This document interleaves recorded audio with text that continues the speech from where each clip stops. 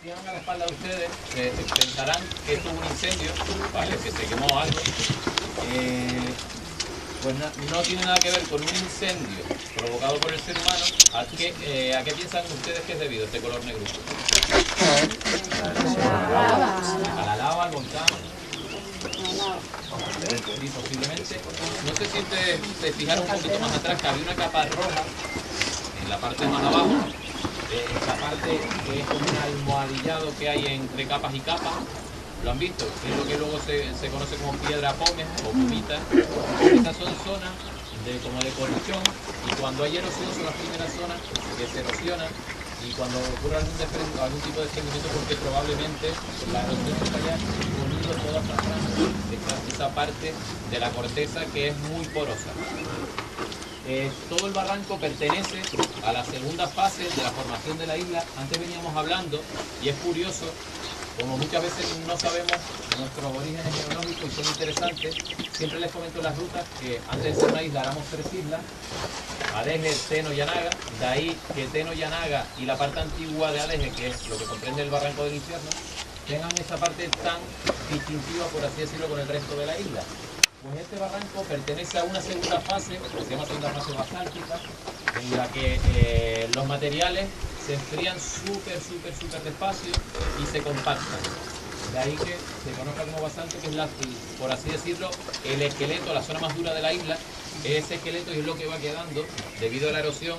Por eso ven que a lo largo del barranco iremos viendo zonas tan erosionadas y tan escarpadas, porque de una zona, de una época, bastante inicial de la formación de la isla, ¿de acuerdo? Normalmente cuando vemos muy negruzco la roca, quiere decir que en esa zona hay una franja de, como ven ahí enfrente, esa zona rojiza que se llama almagre. Seguramente, por eso les dije que si se fijaron, hay una zona almagre porque son zonas que se enfriaron muy rápido y por eso no son tan compactas como la otra solidificación, que es la basáltica, que es la roca más compacta.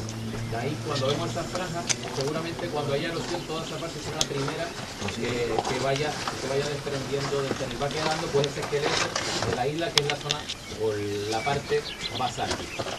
Roberto quería hacer un comentario sobre relacionado con la geología, así que aprovecho ya que estamos hablando. No quería hacer un comentario. Una anécdota. Todos recuerdan, por aquí alguien me lo comentó antes, el barranco del Guía. En el 71,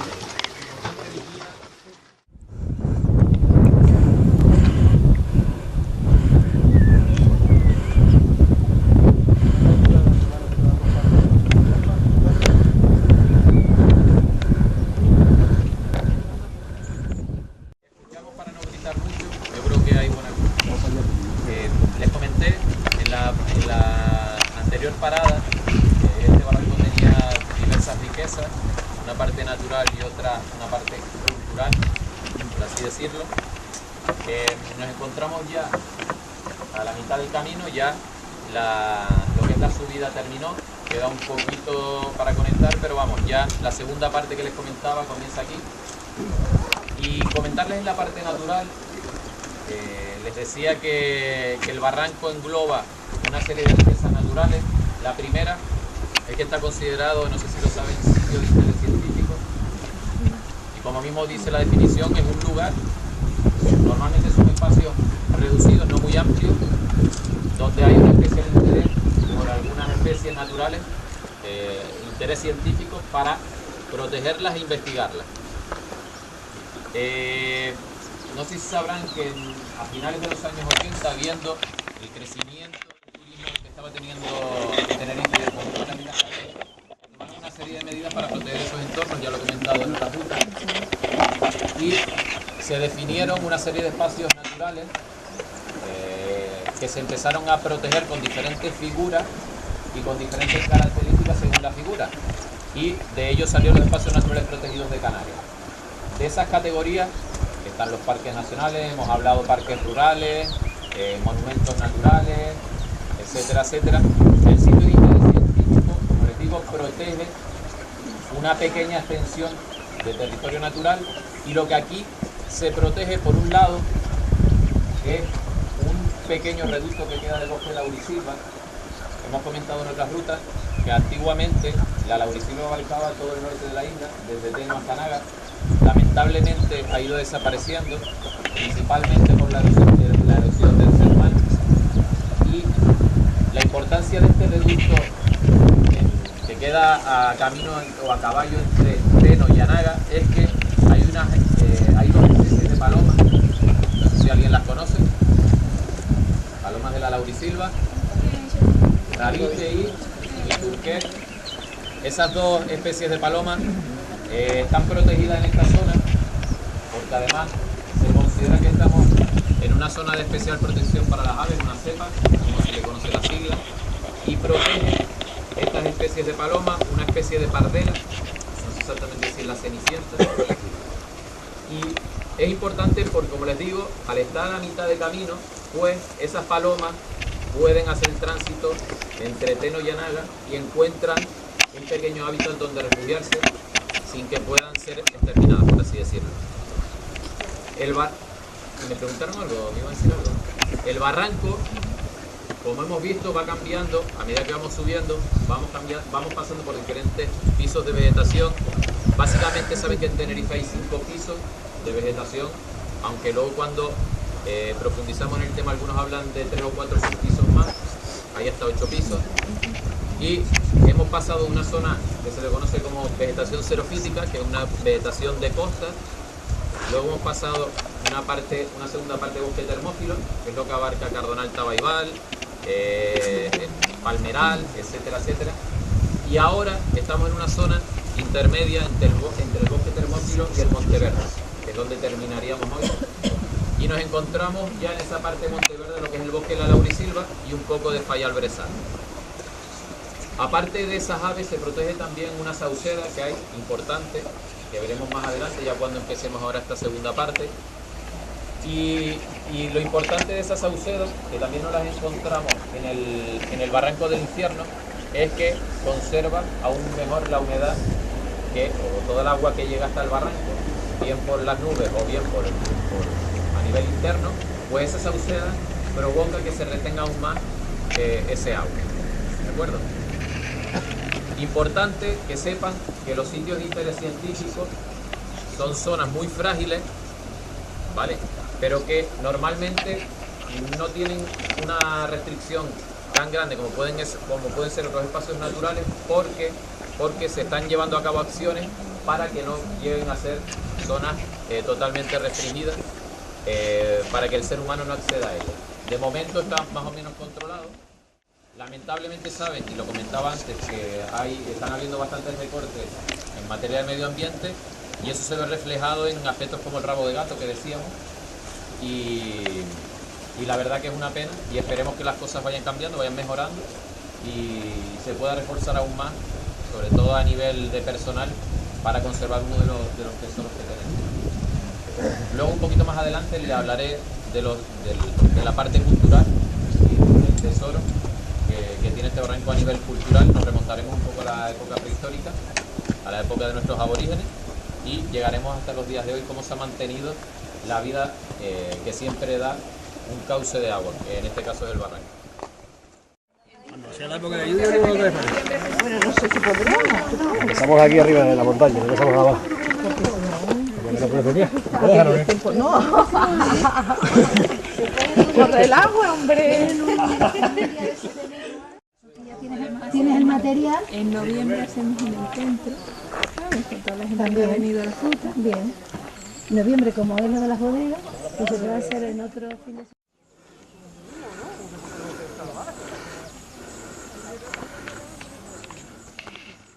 Cuando nos metimos en una especie de que nos tapaba la... Pues imagínate, pero con hojas así de grandes, inmensas, que tú veías como goteaba el agua. Y daba la sensación de que estabas...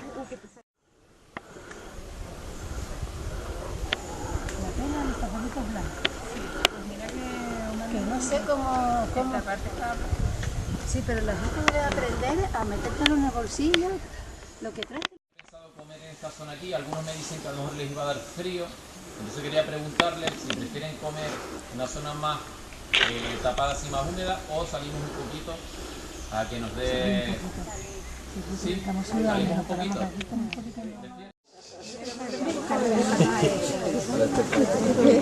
Pero vamos a ver. El frío, además. Yo no estaba sábado mejor. A ver, el que llegue último para la comida. ¡Vamos! El caballo.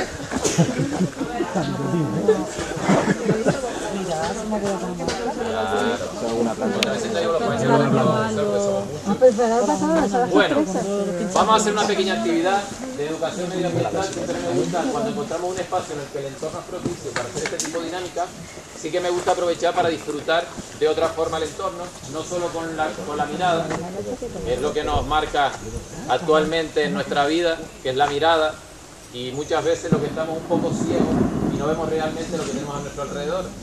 Entonces vamos a hacer una pequeña dinámica muy sencilla. Nos vamos a sentar en el suelo, cada uno donde esté, tranquilamente, nos sentamos. Aquí una salsa.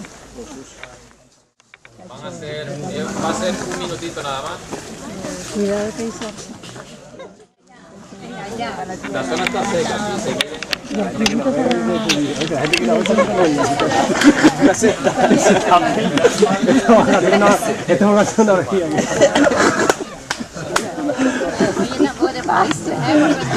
Bueno, venimos al entorno natural y nos vamos olvidando que lo que nos gustaba de pequeño era tocar la tierra, jugar, encontrar charquitos, y ahora nos va costando, ay, que me mancho, que me... Entonces los obligo un poco a volver a reencontrarse con ese niño, con esa niña que vamos olvidando y que es el que más disfruta cuando vamos a cualquier lugar.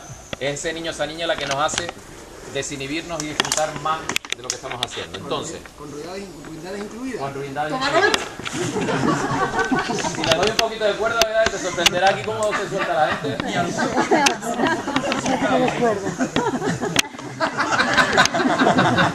A él se lo permitimos, que luego nos hace un reportaje bonito. Bueno, ya estamos sentados.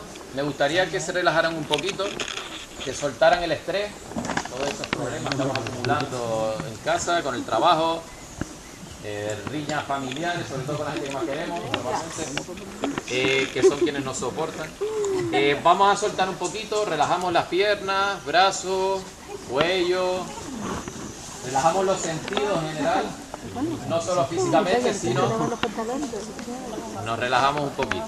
Bueno, esa es la actitud, relajamos ahí musculatura, brazos, si lo hacen mejor incluso. Y ahora vamos a permanecer en silencio un ratito y les prometí a varias personas que les iba a contar un cuentito, porque íbamos hablando de la edad que tenía cada uno, que se reflejaba en la subida, un par de bromas, ¿no? Y hay un cuentito que siempre me gusta contar, pero van a tener que ayudarme y tienen que cerrar primero los ojos. Vamos cerrando los ojos y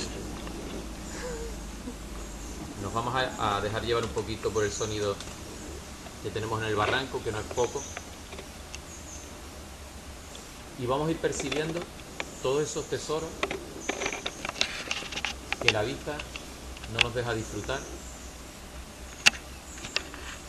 porque siempre, o muchas veces, mejor dicho, tapa otros sentidos que nos conectan con nuestro origen, nuestras raíces, que es la naturaleza, que es la tierra. Como les iba diciendo, nos olvidamos muchas veces de que nosotros venimos de la naturaleza y no al revés, que pensamos que nosotros hemos creado hasta la naturaleza. Nosotros venimos de ella y somos parte de ella. Eso es una prueba de que nosotros intentamos manipular todo hasta la naturaleza, hasta con los silbiditos. Bueno, ya permanecemos en silencio y a medida que nos vamos relajando, les voy a contar una pequeña historia. Se llama El Buscador. Ya algunos seguramente la habrá escuchado, la habrá leído. Es de un autor muy conocido que se llama Jorge Bucay. Él suele escribir muchos cuentos y los utiliza como terapia. Y el buscador, él comenta, es una persona que busca, que no siempre encuentra, pero que en ese ímpetu de buscar va construyendo un camino enriquecedor. Y se dice que había un buscador que iba viajando por todo el mundo. Iba buscando, no sabía el qué, pero continuamente viajaba de un país a otro. Y llegó un día hasta un pueblito, alejado de todo lo que conocemos como civilización. Y nada más acercarse a ese pueblo, a las afueras de ese pueblo, cuando se disponía a entrar ya, se encuentra una placa, como si fuera un pequeño lugar de enterramiento, un pequeño cementerio, pero en la naturaleza, y se encuentra una primera placa que pone Javier Domínguez Álvarez, 3 años y 2 meses. Se queda pensando, un sentimiento, pues, le hizo que el corazón le diera un vuelco al pensar que como un niño tan pequeño podía haber fallecido y que injusta era la vida, ¿no?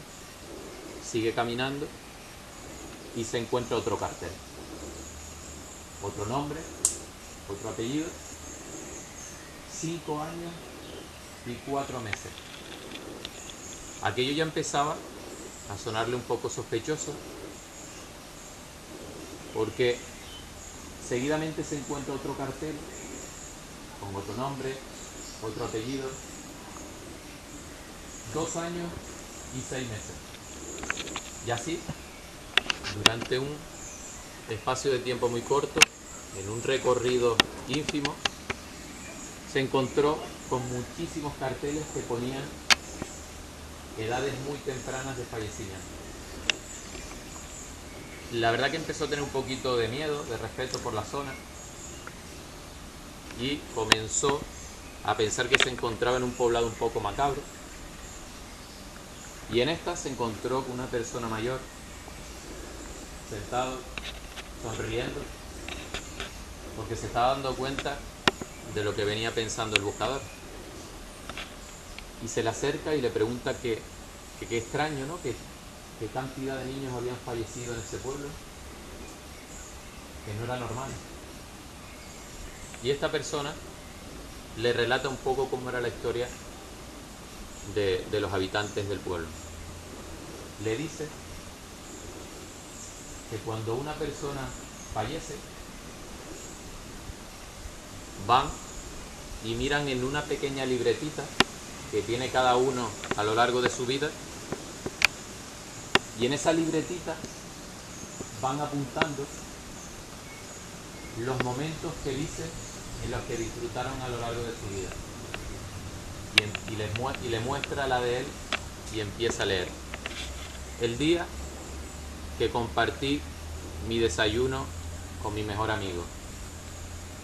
30 minutos. El día que conocí al amor de mi vida. 2 horas. Y así veía en la libreta cómo iba anotando cada experiencia que tenía y el tiempo que duraba ese sentimiento de felicidad. Y le explicó que al fallecer se ponía en esa placa la cantidad de minutos, el tiempo que realmente esa persona había disfrutado y aprovechado su vida. Y el buscador enseguida se dio cuenta que lo que estaba buscando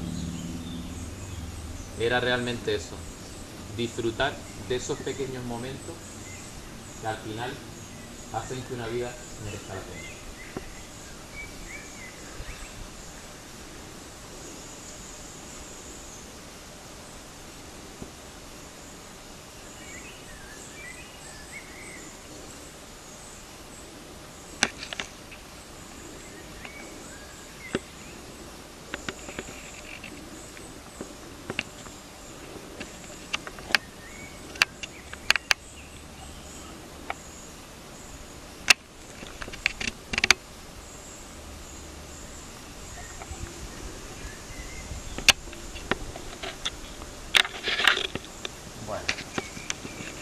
Volviendo al barranco de Ruiz.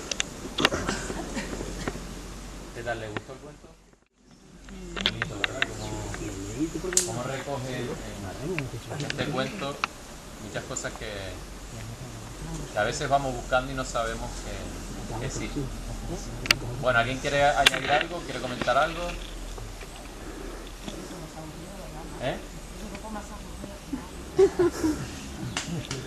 Si no los obligo, mira a ver que tengo otros métodos. Bueno, pues si no quieren añadir nada. ¿Sí?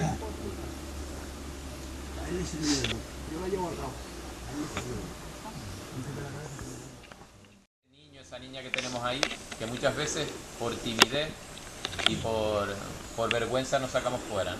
Y es un... Yo creo que la... una cosa, yo tengo 42 años y estoy enamorado de la niña. Ay, yo pensé que...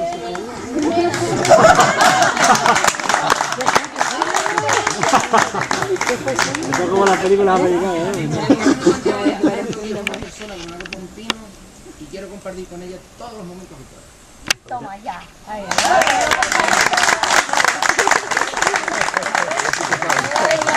Ella lo sabe, pero como somos unos niños nos da vergüenza mostrarlo, por el que dirán. Poquito a poco para que la gente lo vaya asimilando. Una mierda. Todos los momentos vitales.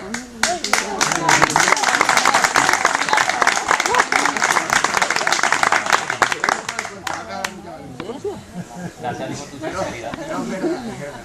Yo se lo recomiendo, háganlo. Háganlo, sean felices. Porque cuando la vida te dice que no, digan que sí. Digan que sí. ya sabes, sí. Que si jodas a partir de la vida,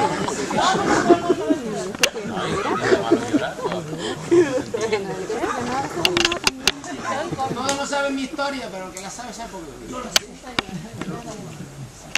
No pasa nada. Yo tenía un niñito, el señor me regaló un niño, un regalito de 21 años, lo tuve, lo disfruté y me lo quité. Y ya está. Llevo 1 año y medio sin el niño.